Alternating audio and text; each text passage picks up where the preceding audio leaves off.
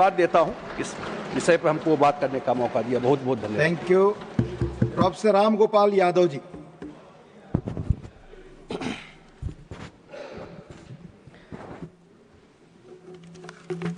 धन्यवाद श्रीमान।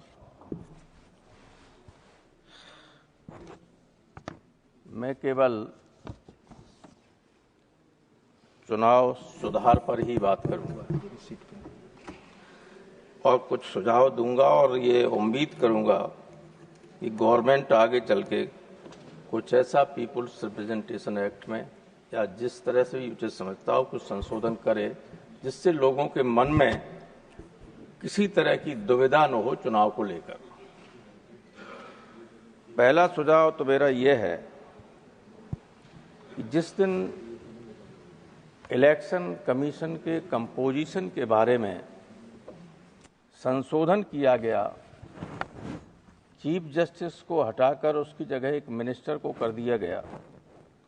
आपकी नीयत ठीक हो न हो या नीयत बिल्कुल ठीक हो, लेकिन जनता में ये संदेश गया ये इलेक्शन कमीशन की निष्पक्षता को खत्म करने का एक प्रयास है।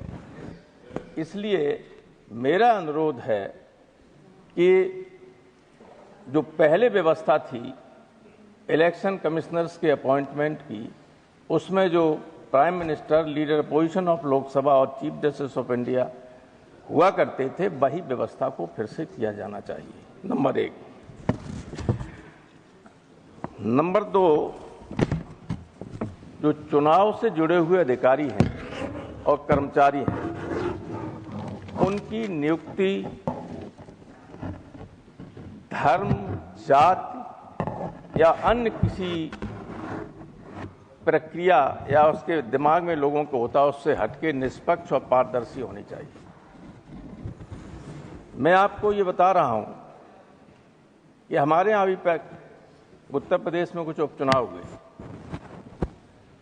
उनमें इलेक्शन कमीशन की जानकारी में मिलाया गया, तथ्य दिए गए कि बीएलओज की सूची ये है।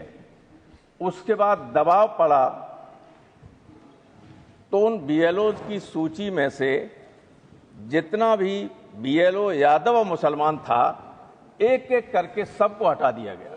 ये तथ्य है, ये है इलेक्शन कमीशन के लिए सूची दी गई।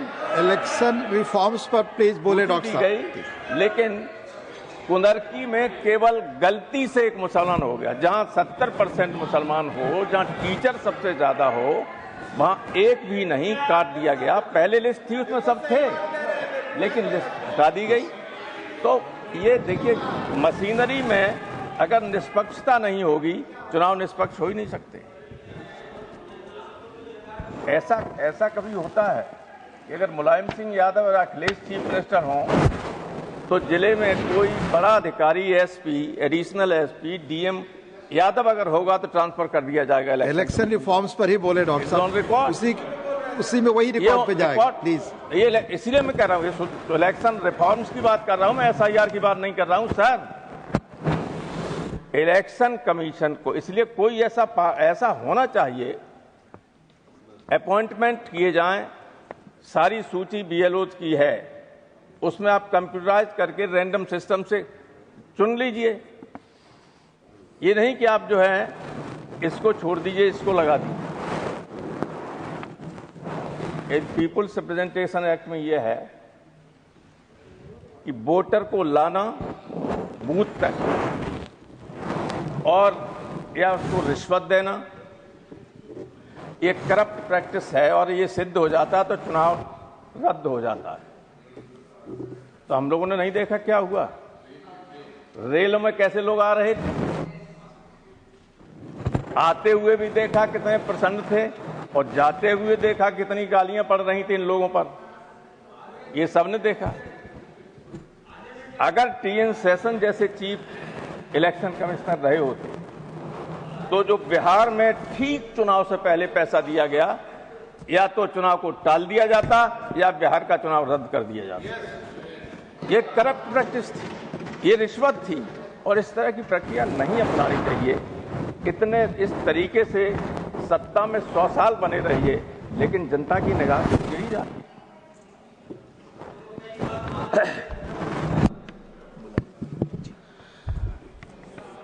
एक पहले व्यवस्था थी सर कि जब वोट पड़ता था, वोट वाले दिन बैलेट पेपर को लेके जो गाड़ी जाती थी, ये व्यवस्था की थी सेशन ने कि पॉलिटिकल पार्टी के लोगों को सूची दी जाएगी कि इस बूथ से लेके इस बूथ तक बैलेट बॉक्स को ले जाने वाली गाड़ी का नंबर ये होगा और उसके पीछे पॉलिटिकल पार्टी के आदमी मोटरसाइकिल से या किसी तरीके से जा सकते हैं स्ट्रांग रूम तक। और स्ट्रांग रूम में जब बैलेट या ईवीएम रखी जाएगी या बैलेट पेपर बॉक्स रखे जाते थे, तो सारे एजेंट्स की उपस्थिति में या कैंडिडेट्स की उपस्थिति में पहले स्ट्रांग रूम को दिखाया जाता था, उसके बाद सील वो रखी जाती थी उसमें और सील की जाती। वो प्रक्रिया अब उस तरह की रह नहीं गई, वही होनी चाहिए। दूसरे जो खाली ईवीएम हैं उनको उस परिसर में नहीं रखा जाना चाहिए जहां पर स्ट्रांग रूम। ये इलेक्शन कमीशन के निर्देश भी हैं, इसके बावजूद ये होता है और वहां झगड़ा होता है। झगड़ा हुआ था बनारस में कि नहीं हुआ, कई जगह हुआ। हालांकि वो खाली थी ईवीएम मशीन, लेकिन लोगों को मन में संदेह होता है कि ये कहां जा रही ईवीएम मशीन है, कहां से लिए जा रहे। स्पष्ट निर्देश हैं तो उनका पालन होना चाहिए कि जिस परिसर में, जिस प्रेमिसेस में स्ट्रांग रूम है, वोट ईवीएम रखी जा रही हैं, उस परिसर में खाली ईवीएम नहीं रखी जानी चाहिए।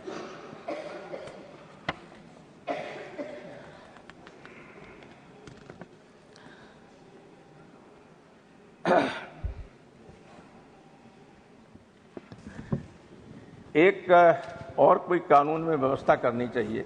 ये सबके लिए है, ऐसा नहीं है कि किसी राज्य में आप जीत जाते, किसी में हार भी जाते। कि जो अधिकारी पोस्ट होते हैं जिलों में, चुनाव आने से पहले कुछ दिन पहले बड़े पैमाने पर उनको हटाकर दूसरे अधिकारी पोस्ट किए जाते हैं और अधिकारी पोस्ट करने का अधिकार वहां की सरकार को होता है।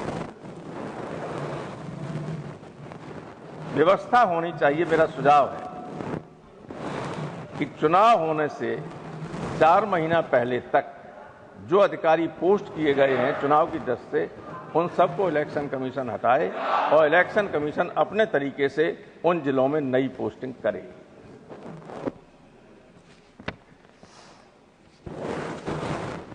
ये जो प्रक्रिया चल भी रही है, मैं उसकी बात नहीं करना चाहता था, लेकिन फिर भी कभी कभी कुछ लोग जो हैं आत्मघाती गोल भी करते हैं। जैसे उत्तर प्रदेश में एसआईआर चल रही है, हमारे माननीय मुख्यमंत्री जी ने कहा कि हम डिटेंशन कैंप बनवाएंगे लोगों के लिए। तो जो सुस्त बैठे थे लोग, उन्होंने भी अपना सब फार्म भर के वोट बनवा लिया। अब इनको ये लगा कि हमारे वोट नहीं पूरे बन पाए, ये सब विपक्ष के वोट तो बन गए। अब आप देखिए, इस प्रक्रिया में मंत्री और मुख्यमंत्री की कोई भूमिका नहीं।